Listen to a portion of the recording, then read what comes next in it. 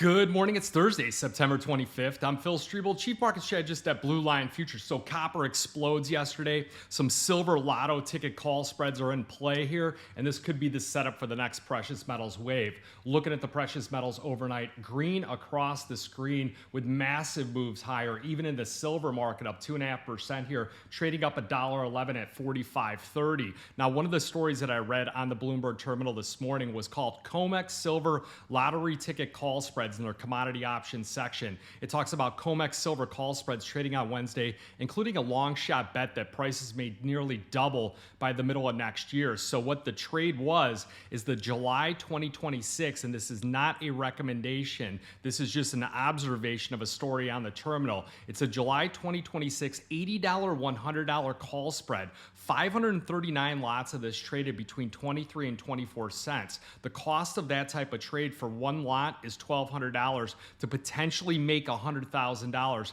if the price of silver was to close over $100 at the end of July 2026 when this option expires. If 539 of those traded and it closed over the $100 an ounce, that trader would potentially make over $53 million while risking about $650,000 less their costs. So an incredible bullish bet out there. Again, not a recommendation, just a story that I read, and I find it quite fascinating who's behind these types of trades that they put out there. Now, looking at the precious metals, the laggard of the complex is the gold market, and gold is really awaiting that U.S. inflation and jobs data. Traders are focused on that U.S. personal consumption expenditure price index due out on Friday, which is the Fed's preferred measure of underlying inflation. You look at the stock market under a bit of pressure here and really muted after 2 days in a red. Are we setting up for a 3-day correction? Potentially. You have the S&P 500, 6680, down 11 points. NASDAQ down 60, and the Russell pulling back just about 0.2%. So there's no significant reason why the current uptrend shouldn't end, but some of the nerves are starting to creep in here. You've got headlines of potential mass firings, a possible government shutdown, expansion of tariffs to more sectors here, and mixed messages from the Federal Reserve. So you got the S&P 500 again down just ever so slightly. You got cryptocurrencies under a little bit of pressure with Bitcoin giving up about 2,000. Remember, yesterday it tacked on those gains here, so we're really back to where we were at about 2 days ago. Now, traders are looking to find that catalyst out there, and it's really that Friday core PCE number. And then you had policymakers, including San Francisco's Fed Daily, striking kind of a cautious tone here for the timing of more interest rate cuts, and we'll get to that over in a minute. Now, if you look at the impending earnings season, that also may get things moving here. CFO optimism about the economy and companies rose in the third quarter, and that was according to our latest survey here. Barclays strategists are saying there's limited risk to the S&P 500 earnings related to disappointments over AI spending. So they're saying that AI spending is on solid footing, and some of the small cap stocks are adopting that AI into their company structure, their corporate structure, allowing more efficiency and more productivity. That's why the Russell 2000 with AI, along with lower interest rates, has really been the one that's been breaking out to the upside. Now, another bullish sign here, option pricing are suggesting that investors who've been hedging that downturn are now getting worried about missing the potential year-end rally. Now, remember when they told you that September was historically this terrible month for the S&P 500, and we just continued to tack on new all-time highs throughout the month here, other than one or two sell-offs here and there? Well, this is now coming up to a seasonal time, and this is not a recommendation, but if you were able to buy the S&P 500 tomorrow on September 26th, sell it around that second week of December, well, it's been up 14 out of the last 15 years. So I'll drop that graph for you in the Metals Edge. So playing devil's advocate, where September's this horrible month didn't play out, typically towards the end of the year is when we get this fuel-filled rally here going on. So again, the breakdown in there, the last year that we saw a sizable correction in the S&P to the tail end was going into 2018, is when we sold off dramatically towards the end. Now, looking at some pre-market movers here, and this is why I stopped trading miners personally, because when I was a young man, I bought 25,000 shares of a mining company at $2, so I had about 50 grand into it.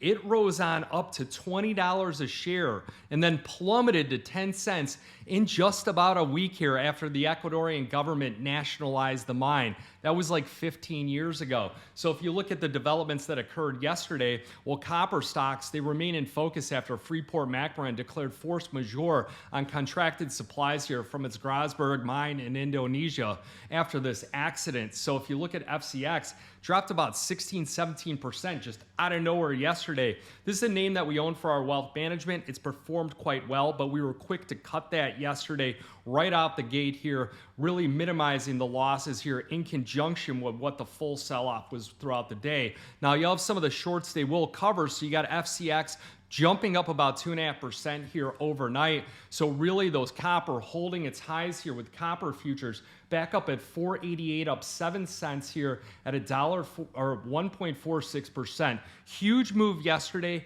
extension higher here upwards. Are we targeting $5 on the copper? Potentially. Many of the systems here that I look at have broken out to the upside, have established trend following longs to the upside back in that copper market, because it said that not until 2027 is when they could potentially get this mine underway here and back running up to full capacity. Now, if you look at some of the macro markets, another interesting note here, and a lot of talk about this, Argentina's currency market is being flooded with dollars, and they're fueled from grain purchases. Remember, China has not been buying any U.S. grains whatsoever. They focused on Brazil. Now it looks like they might be potentially focusing on Argentina here, and it's prompting the government to call to start rebuilding stocks of hard currency reserves after selling more than $1 billion last week. What I suspect this is China continuing to divest themselves by selling off some of their U.S. dollar reserves. Remember, they've been increasing their gold reserves. They hold at about 8.5%. If they were to expand that up to 20%, like what many of these central banks are, that could be a massive tailwind for gold prices going forward. Again, not a recommendation. These are all observations. You go to the Swiss National Bank, they halted their easing cycle, and we're seeing this play out with many different central banks, and it comes at a time when the U.S. is just starting their easing cycle here, and that's why I believe that the dollar index could continue to sell off here and sell off quite quickly and down to some unprecedented levels we haven't seen in quite a while. You've got split decisions from the Bank of England Policy Committee, and then you take a look at the global markets here. While European stocks fell, Asian stocks were little changed. Today we're going to have personal consumption, some core PCEs, some GDP, all these things here coming out here today and throughout the rest of the week. We'll have many different Fed speakers coming out. Goolsbee, Williams, Bowman, Barr, Logan, Daly, all at speaking events. So expect a lot of kind of movement back and forth, and the expectations for what's going on with interest rates and interest rate cuts. Well, that's going to play in with the CME's Fed Watch tool saying a 91.9% chance of a 25 basis point interest rate cut. You go to the poly market, this is where things are getting wild. So you look at an 83% chance of a 25 basis point interest rate cut, 4% chance of a 50 basis point cut, 13% chance of no change, and this is where things get new.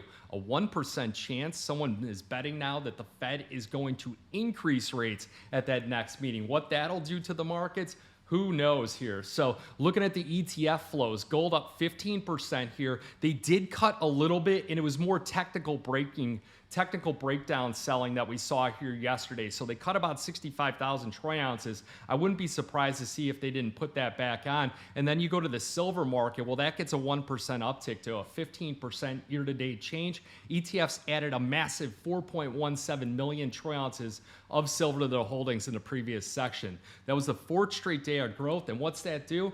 Gold-silver ratio drops to 83-1. I told you over the past week or so, and I've written about this specifically on Kitco, on Bar Chart, and other different websites, on how we believe that with the way things are shifting, we should see silver start to pull away from that gold market, and the gold-silver ratio should drop sub 80-1. Just my prediction here. Again, none of this is a recommendation. These are just observations, and I like to document it here in this particular video and send it out to my colleagues, some of our clients here, and some of our other watchers here out on these markets. So if you guys got any questions, you want to open up a futures trading account, send an email to info@bluelinefutures.com. And remember that futures and options trading, it definitely involves risk of loss, and it may not be suitable to all investors. Good luck and good trading.